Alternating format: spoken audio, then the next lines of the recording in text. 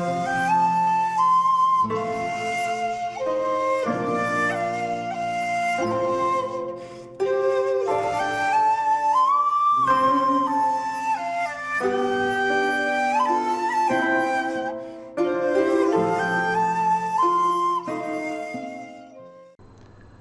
there, this is Solitary Ronan from Solitary Ronan Films, and welcome to part 24 of my Claude Chabrol season. Today we're going to 1997 for a review of Rien ne va plus, or The Swindle. Ben can maybe let me know what the proper translation of Rien ne va plus is, because I'm not really sure it equates to The Swindle, but never mind. This stars Isabelle Huppert again, Michel Sarraud and Francois Cluzet, who we saw in L'Enfer, for example. This is a second sight DVD I have it on. There's a selected scene commentary with Chabrol. There is a 3-film Blu-ray set by Cohen Film Collection that has Betty and L'Enfer and Rien ne va plus on it. So this is one of Chabrol's lighter films. It's about a couple of con artists, Betty and Victor, played by Huppert and Sarraud.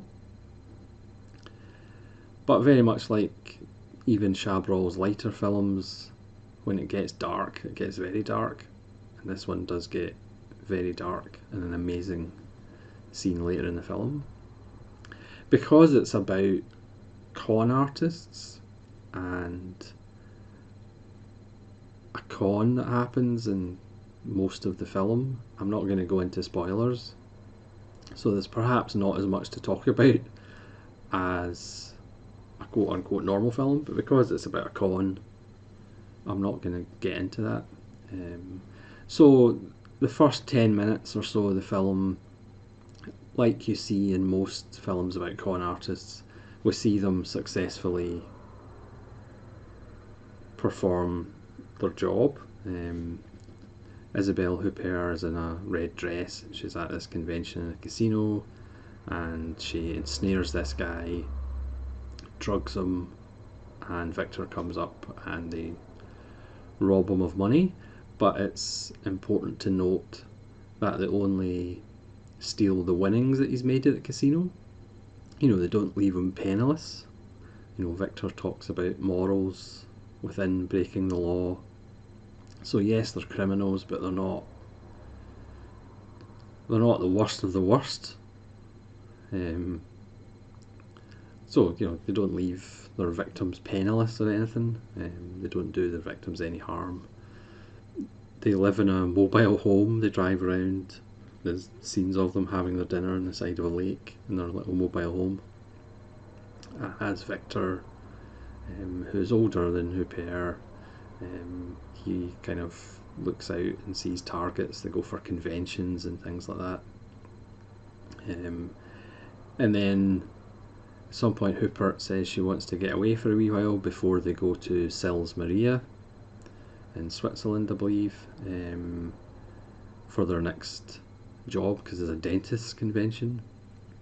So Victor begrudgingly gives her some cash and lets her go, and then they re-meet up in Sils Maria, and Isabelle Huppert has hooked up with Francois Cluzet's character, and there is the question of 5 million Swiss francs, which either Victor and Betty are going to steal from Cluzet's character, or Huppert and Cluzet are going to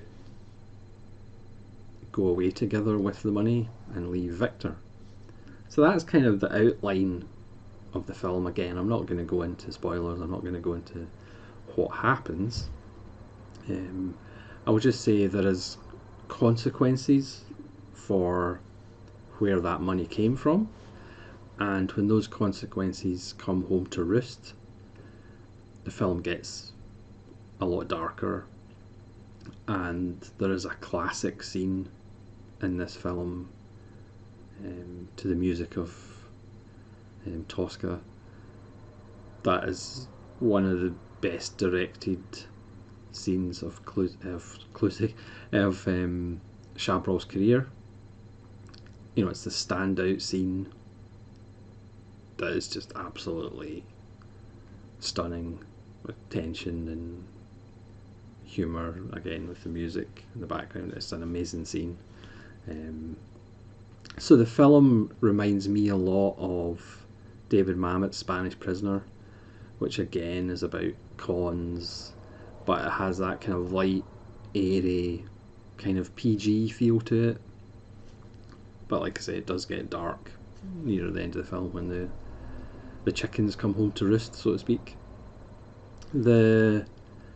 Again, it's shot in that Chabrol way. It's fairly flat. It's not stylishly amazing, but again, he knows when to, dolly into characters. He uses tracking shots. Again, the Chabrol touch of voyeurism is always there. The performances are wonderful as always. Again, you can kind of look at Chabrol's two really good periods of the late 60s, early 70s, when he had Stéphane Dran almost as his muse, and then his mid to late 90s where he used Isabelle Huppert. It's kind of coincidence that pretty much his best late films are with Huppert, perhaps Madame Bovary not included, but again, that's just me. I'm sure the people out there that love Madame Bovary, but it just wasn't really for me. Huppert is fantastic in this, as is Sarrault. Their banter between each other, the relationship between each other, which you don't get any feeling that it's sexual. It is just purely business, I think. They obviously care for each other, and the dialogue between the two is just absolutely wonderful. It's almost a film that you wouldn't mind if there was a sequel to, for more of their adventures, because they're just a wonderful couple of characters. It's like, yes, they're criminals, but they're those kind of criminals that you'd like to spend some time with, obviously if you didn't have money lying about. Plus, the film must have a record for hairstyle changes. Huppert goes through at least about 5 haircut changes and hairstyle changes and hair colour changes as she takes on different personas. It's just it's a wonderful, lively, effervescent film with a wonderful dark bit. But it's really airy.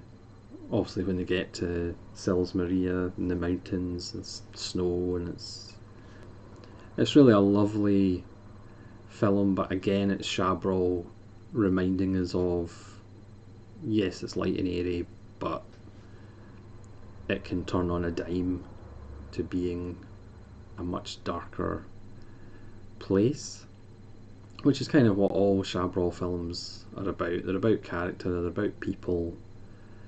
They're not flashy stylistically or visually. They're about characters, the choices people make, and the consequences of those actions. So, I mean, this is, like I said, this is his 50th film, and it's only the 24th in my series, so there's a ton of Chabrol that I don't have, and I am only doing this series on the Chabrol films I have. I mean, all in all, he did 74 features. Obviously, some of them are documentaries. So this is his 50th, but it's only number 24 in this season. Again, like I said in the previous video, La Cérémonie, the other two before that, Betty and L'Enfer, weren't really my cup of tea. But these two, La Cérémonie and Rien, Ne Va Plus, are just wonderful little films. Again, Chabrol, if you kind of sum them up, his films are slow burns, they're character pieces, but the films that have the most engaging characters, strangely enough, are the ones that are just wonderful and an absolute joy. Huppert is again in marvellous form, and Sarot is a really good foil for her. The kind of younger and older dynamic works really well. The fact, other films perhaps would have them the same age and there'd be a sex angle, and whereas that's just not in it, and personally I think the film is a lot better for that. Yeah, so let me know if you've seen The Swindle or Rien and Ne Va Plus, and hopefully you'll join me for episode 25 in the Chabrol season. We're getting there. I think there's only about 6 films left that I have. Obviously over time I would quite like to get more of these films, but as far as the series goes, you might be glad to know there'll probably only be about 6 left. It's been a slow journey, but better to do them when I feel like doing them rather than rushing through them, because there's a lot of good stuff to savour. So again, leave comments below, and hopefully you'll join me for the next episode of Claude Chabrol. 50 years in cinema. It feels like this series has been going on for 50 years, but never mind, that's a side issue. So this is Solitary Ronin from Solitary Ronin Films, saying thank you very much for watching.